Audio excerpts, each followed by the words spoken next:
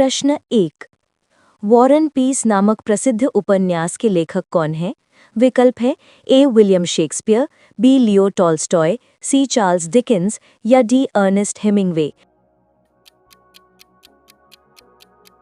सही उत्तर है B. Leo Tolstoy. War and Peace रूसी लेखक लियो टॉल्स्टॉय द्वारा लिखित एक महाकाव्य उपन्यास है जो 1869 में पहली बार प्रकाशित हुआ था। ये उपन्यास 1805 से 1812 के बीच नेपोलियन के आक्रमण के दौरान रूसी समाज और इतिहास को दर्शाता है। इसमें युद्ध, शांति, प्रेम और पारिवारिक संबंधों का गहरा चित्रण किया गया है, जिसने इसे विश्व साहित्य की एक महान कृति बना दिया है। लियो टॉल्स्टॉय को रूसी साहित्य के महानतम लेखकों में से एक माना जाता है। उनकी अन्य प्रसिद्ध कृतियों में अन्ना कैरेनिना और the death of Ivan Ilyich शामिल हैं। महात्मा गांधी लियो टॉल्स्टॉय के विचारों से बहुत प्रभावित थे, विशेषकर उनके अहिंसा के दर्शन से। प्रश्न 2। द वेल्थ ऑफ नेशंस पुस्तक के लेखक कौन है, जिसे अक्सर आधुनिक अर्थशास्त्र का जनक माना जाता है? विकल्प है A. John Maynard Keynes, B. Karl Marx, C. Adam Smith या डी. David Ricardo. सही उत्तर है C. Adam Smith. The Wealth of Nations Scottish अर्थशास्त्री एडम स्मिथ द्वारा 1776 में लिखी गई एक ऐतिहासिक पुस्तक है। इस पुस्तक ने मुक्त बाजार अर्थव्यवस्था और अदृश्य हाथ के सिद्धांत को प्रतिपादित किया, जिसने आधुनिक पूंजीवाद के सिद्धांतों की नींव रखी। स्मिथ ने तर्क दिया कि व्यक्तिगत हित और प्रतिस्पर्धा सामूहिक समृद्धि को जन्म देते हैं।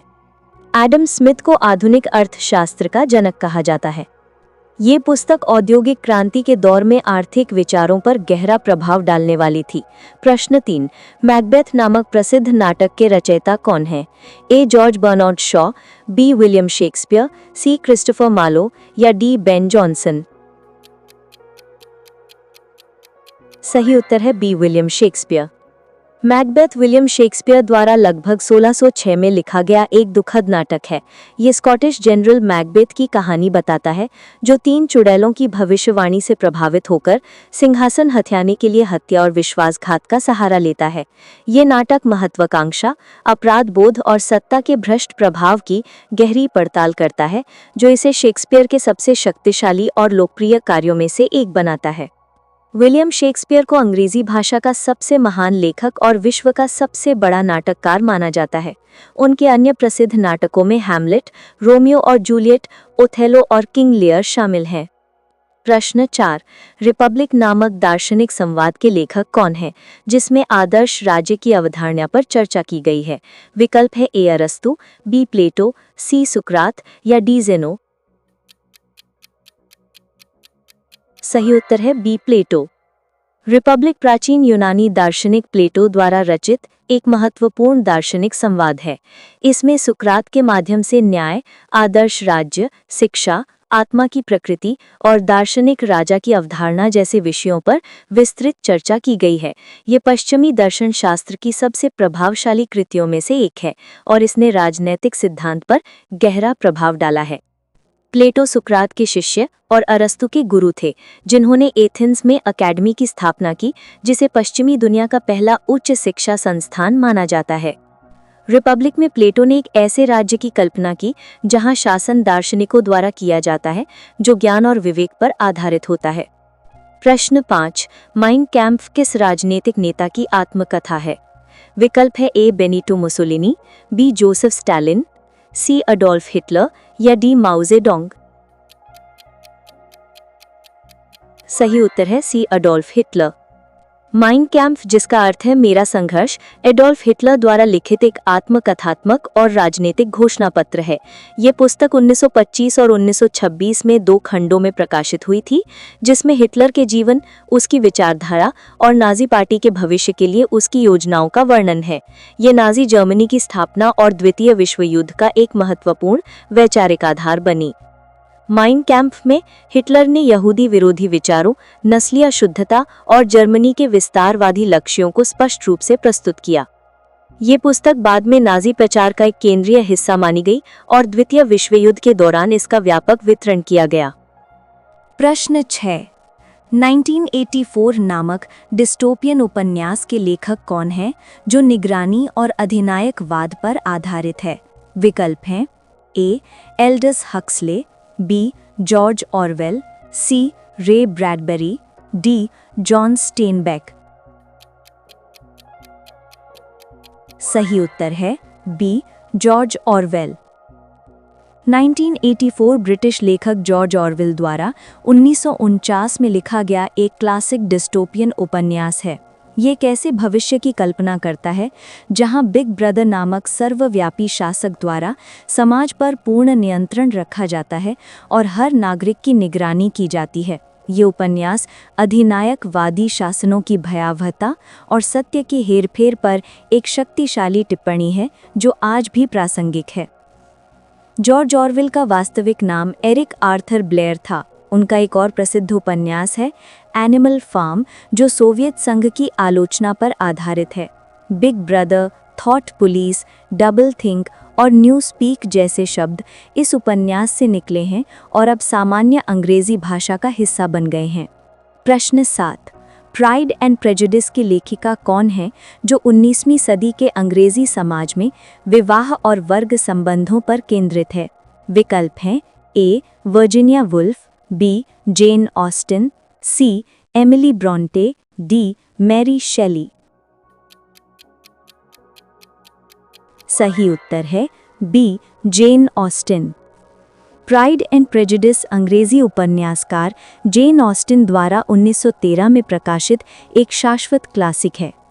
ये एलिजाबेथ बेनेट और मिस्टर डार्सी के बीच के जटिल संबंधों को दर्शाता है, जो अहंकार और पूर्वाग्रहों के कारण उत्पन्न गलतफहमी को दूर करते हुए अंततः प्रेम पाते हैं।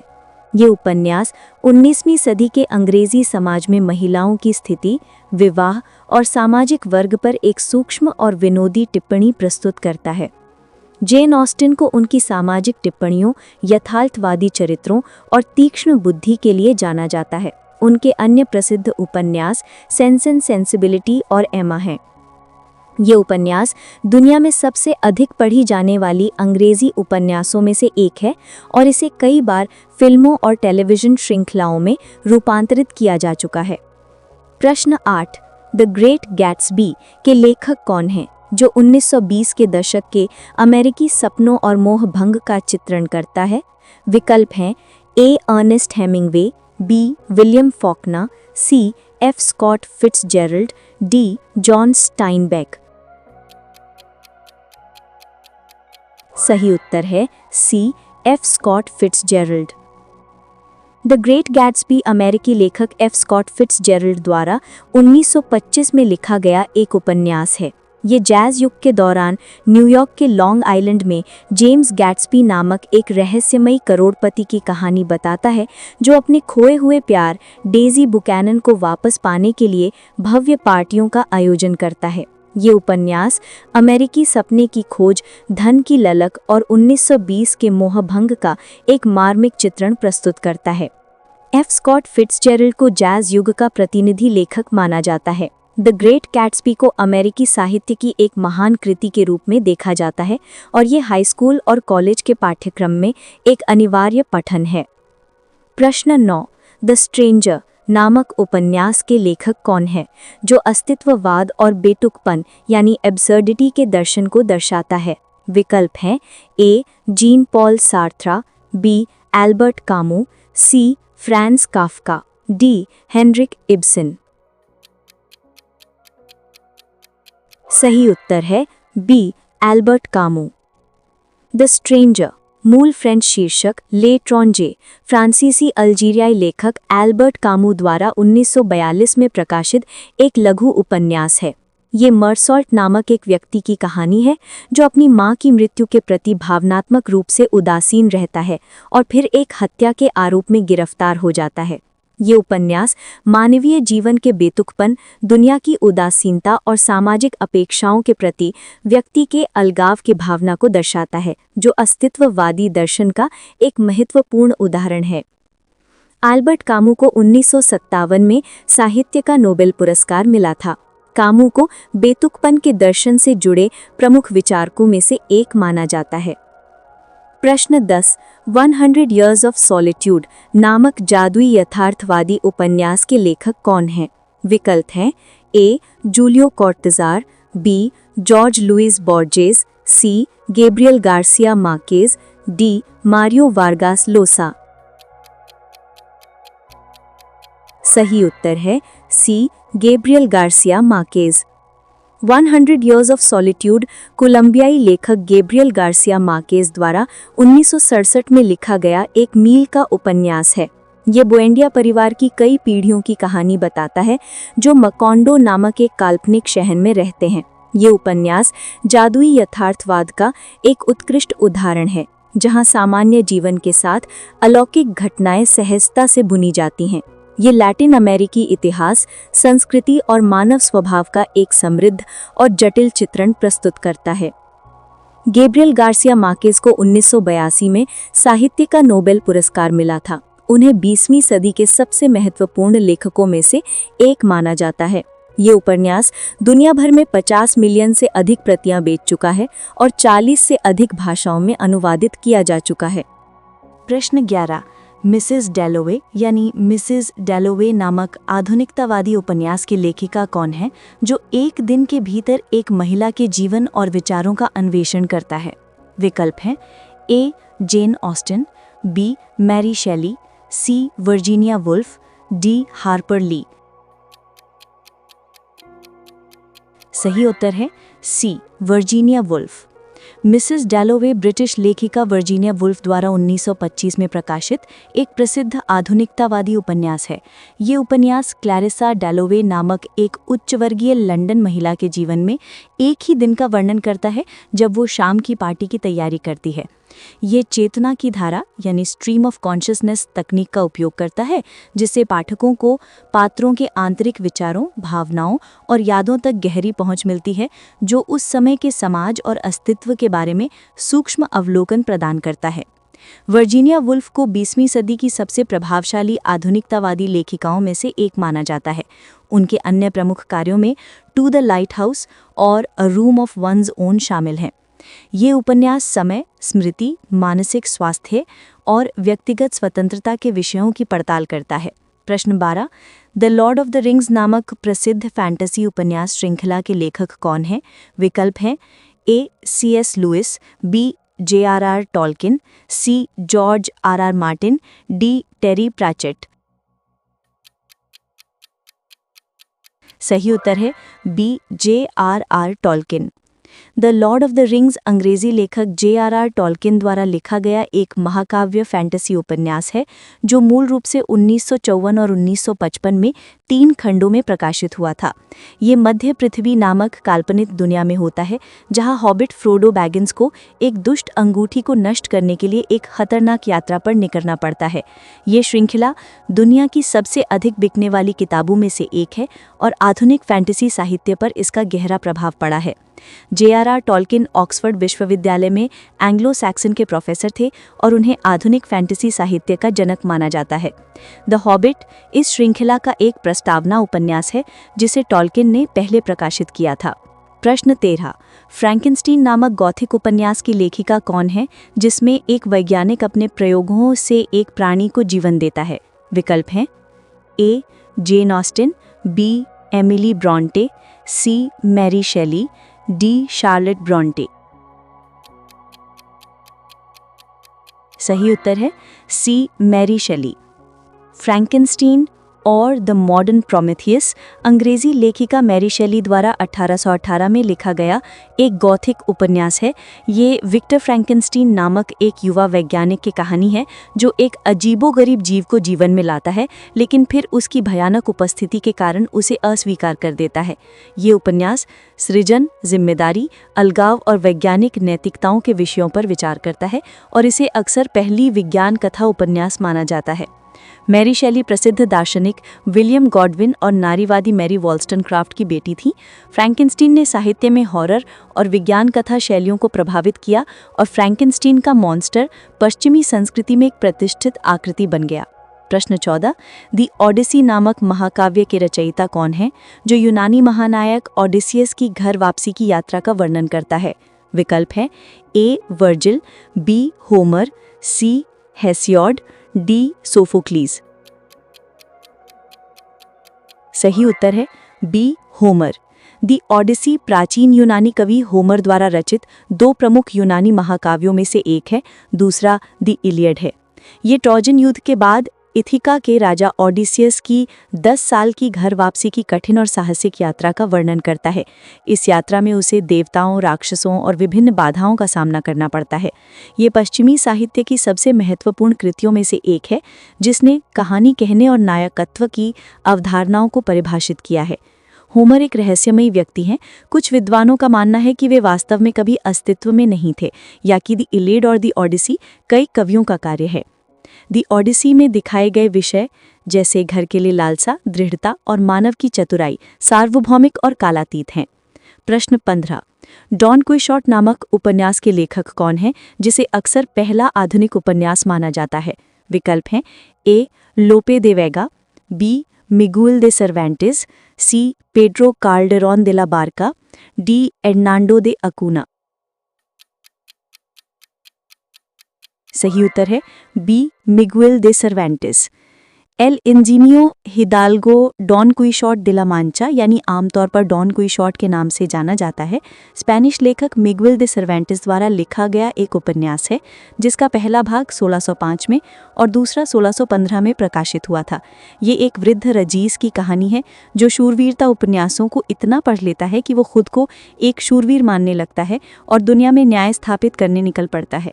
ये उपन्यास व्यंग्य, साहस और आदर्शवाद के बीच टकराव का एक उत्कृष्ट उदाहरण है और इसे पश्चिमी साहित्य के इतिहास में सबसे प्रभावशाली कार्यों में से एक माना जाता है।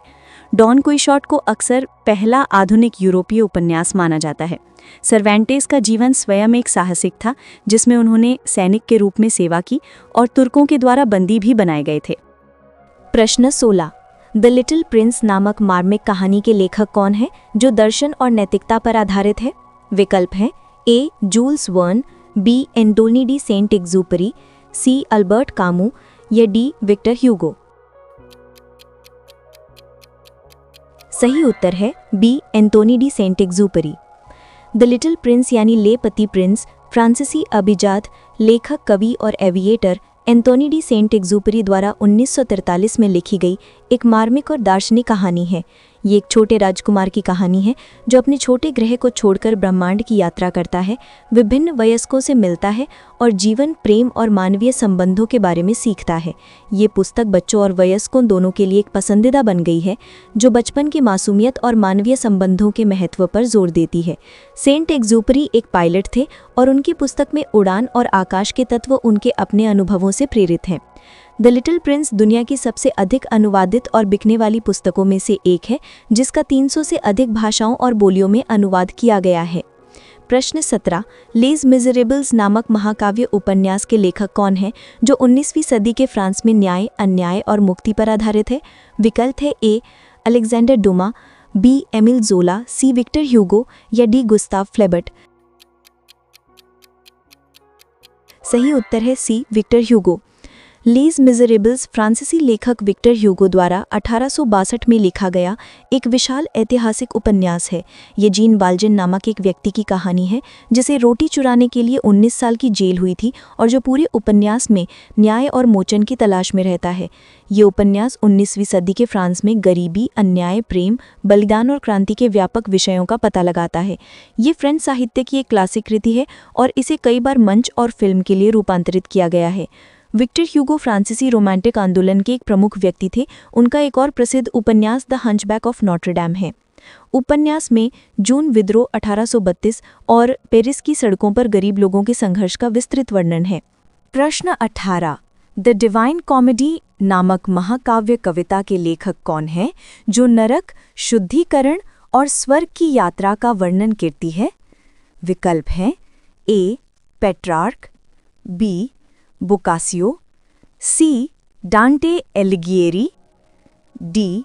वर्जिल। सही उत्तर है सी. डांटे एलिगिएरी। द डिवाइन कॉमेडी इतालवी कवि डांटे एलिगिएरी द्वारा 14वीं सदी में लिखी गई एक लंबी कथात्मक कविता है। ये डांटे की नरक, इन्फर्नो, शुद्धिकरण, परगटोरी और स्वर्ग के माध्यम से एक प्रतीकात्मक यात्रा का वर्णन करती है।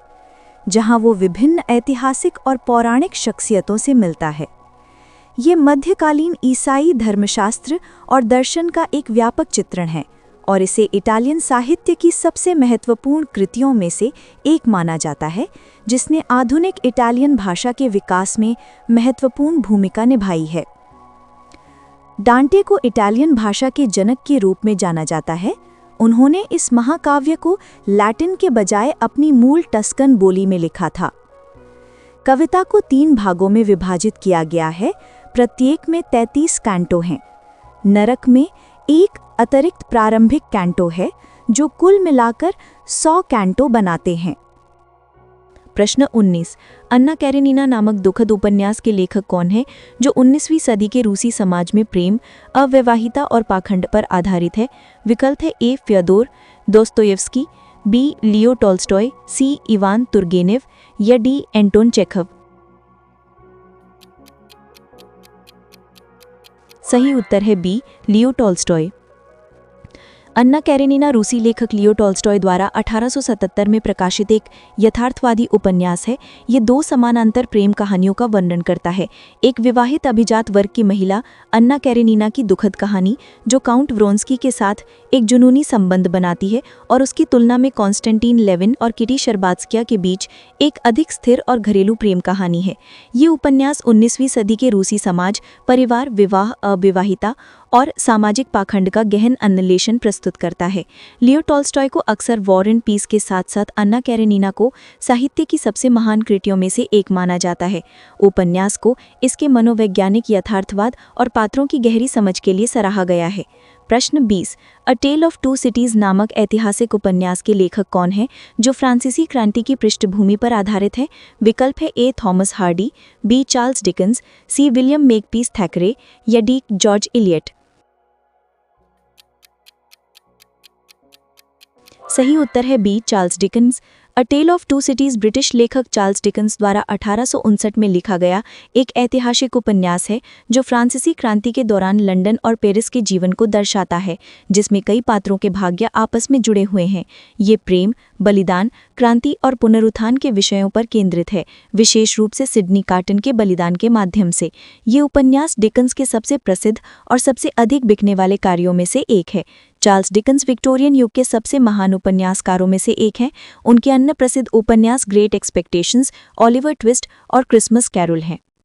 इस उपन्यास की प्रारंभिक पंक्ति it was the best of times, it was the worst of times साहित्य में सबसे प्रसिद्ध उदाहरणों में से एक है।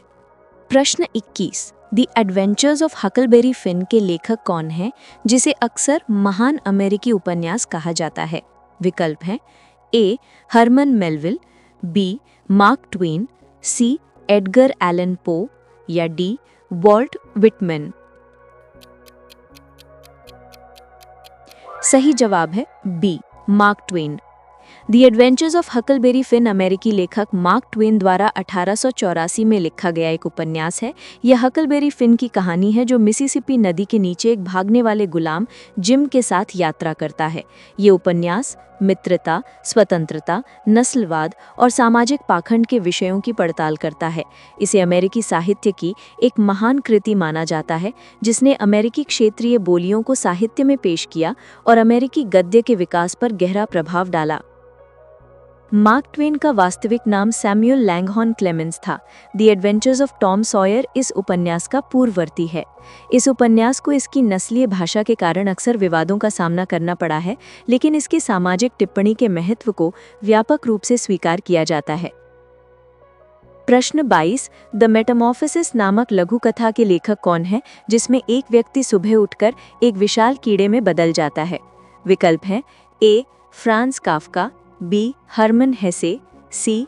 थॉमस मान या डी. Rainer Maria Rilke. सही जवाब है A. Franz Kafka. The Metamorphosis या डी वर्वैंडलुंग बोहेमियाई लेखक फ्रांस काफ्का द्वारा 1915 में प्रकाशित एक लघु कथा है।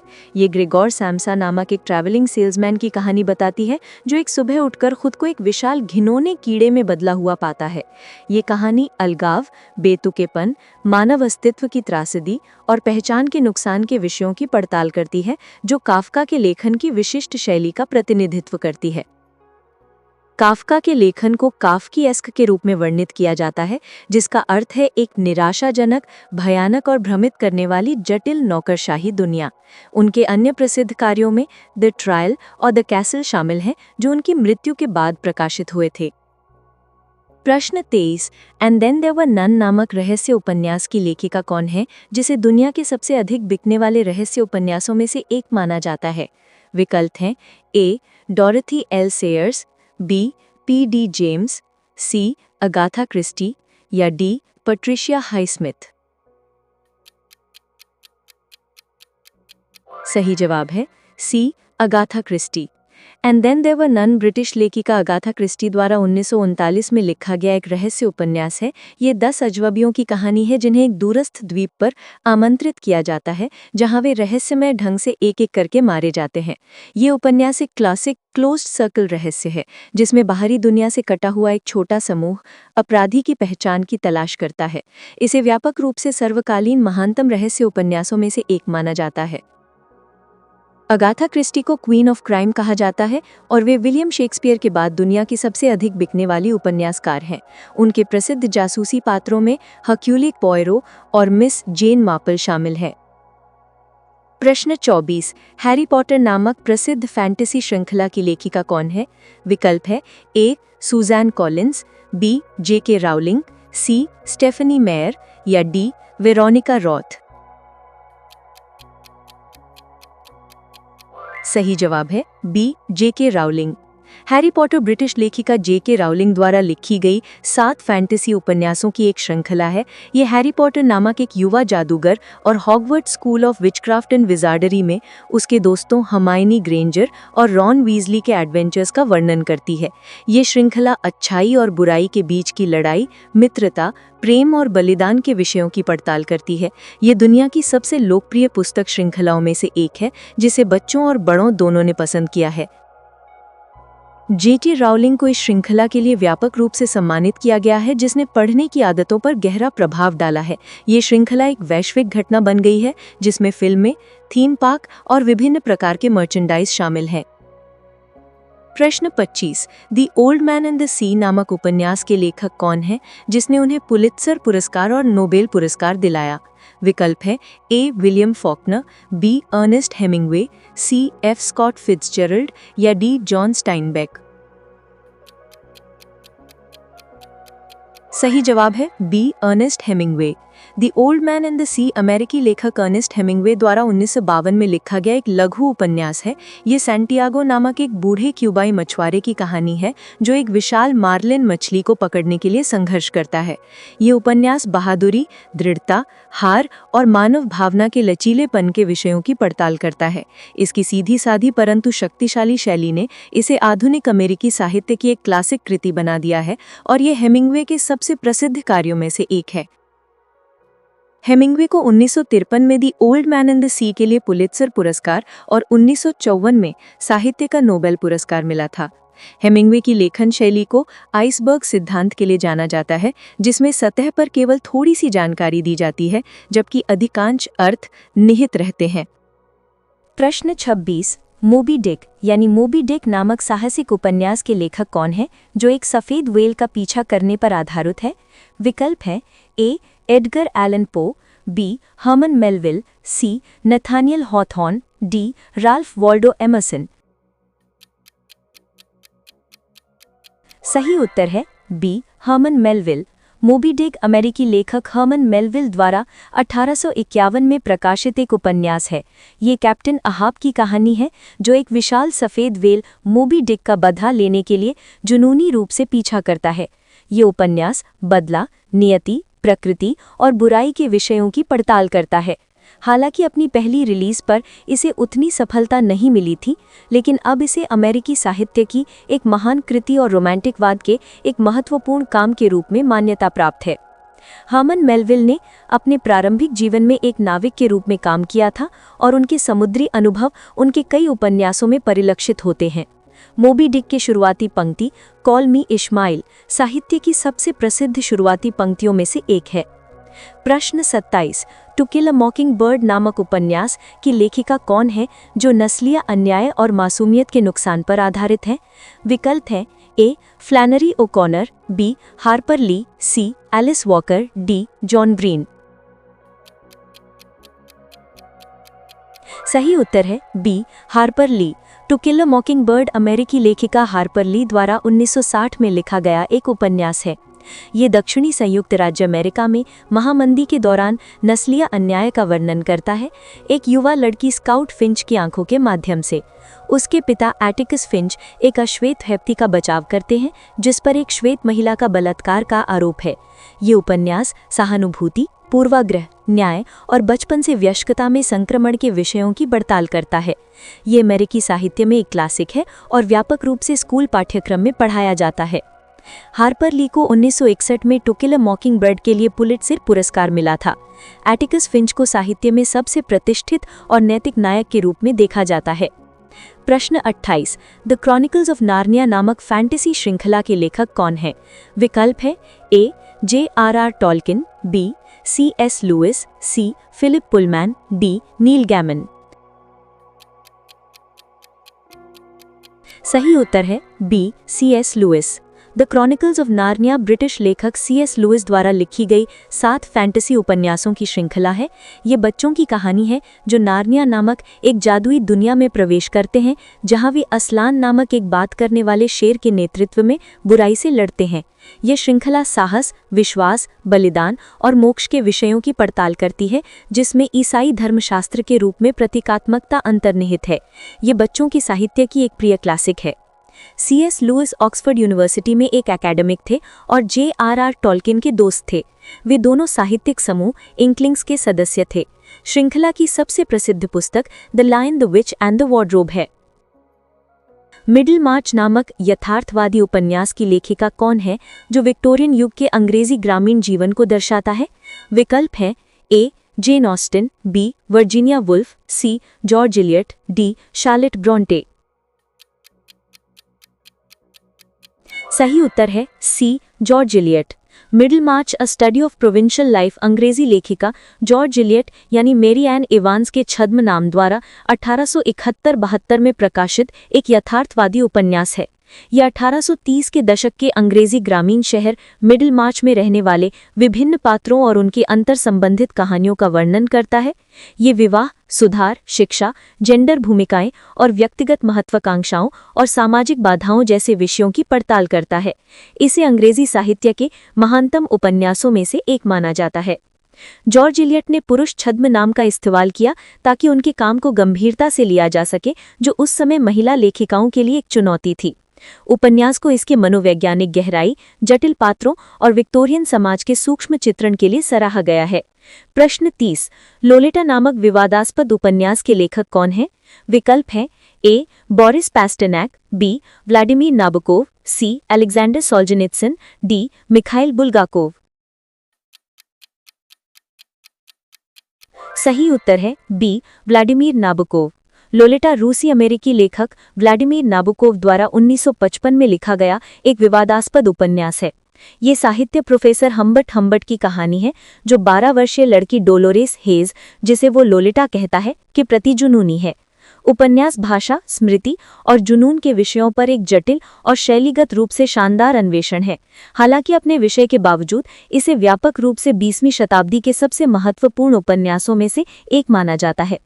लोलेटा को अपनी विवादास्पद थीमैटिक्स के कारण कई देशों में प्रतिबंधित किया गया था, लेकिन अंत में इसे एक साहित्यिक कृति के रूप में मान्यता मिली। नाबोकोव को उनकी जटिल गद्य प्रस्तुति, शब्द क्रीड़ा और साहित्यिक शिल्प कौशल के लिए जाना जाता है। उन्होंने अंग्रेजी और रूसी दोनों में लिखा।